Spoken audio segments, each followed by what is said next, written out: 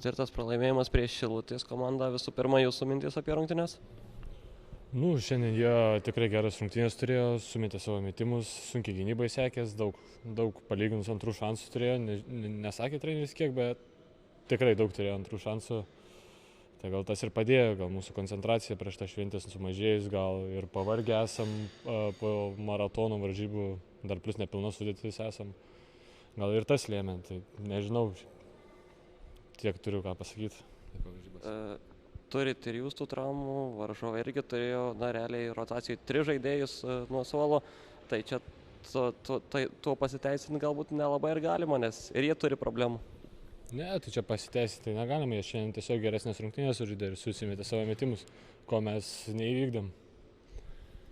Dabar toks sunkus tas sezono startas, kol kas ir turnyro lentelėj. Kiek svarbu tos šventės ir kad ta pertrauka dabar ateina? Manau, tikrai svarbu, kad ta pertrauka ateina, nes su tom traumom tai reikia įsigydyti, nes ir kai kurie žaidžiantys yra su skausmais, reikia ir tiem, tai tikiuosi tos šventės padės kiekvienam žaidėjui prisidėti prie komandų sugrįžimo stipraus. Ir šiandien turbūt didžiausios bėdos buvo gynyboje, daug tokių atrodo koncentracijos klaidų, kai ir gynyba 1-1 irgi buvo nekokia kai kuriais atvejais, tai kai manai, kas lėmė, kad varžovai apie 100 taškų susimetė? Nežinau, gal čia koncentracija, gal nuovargis, net neturiu kaip pasakyti, nes negalime taip leisti, taip atrodyti, kaip sakant, žaisti. Treneris turbūt Rūbinei nepagyrė po rungtynių? Nepagyrė, tikrai nepagyrė po pralaimėjimo. Ir ką norėtum, nežinau, palinkėti Sūduvos Bandingos aistruoliam, galbūt ir komandos draugam, kokių šių metų pabaigai ir kitų metų pradžiai?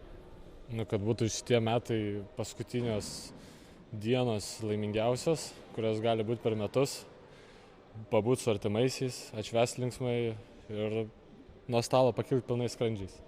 Ir visai pabaigai apie Šilutės komandą. Atrodo, ir tų žaidėjų yra neblogų ir gerai treniruojama komanda. Nestebina, kad jie kol kas tik 10 vietoj?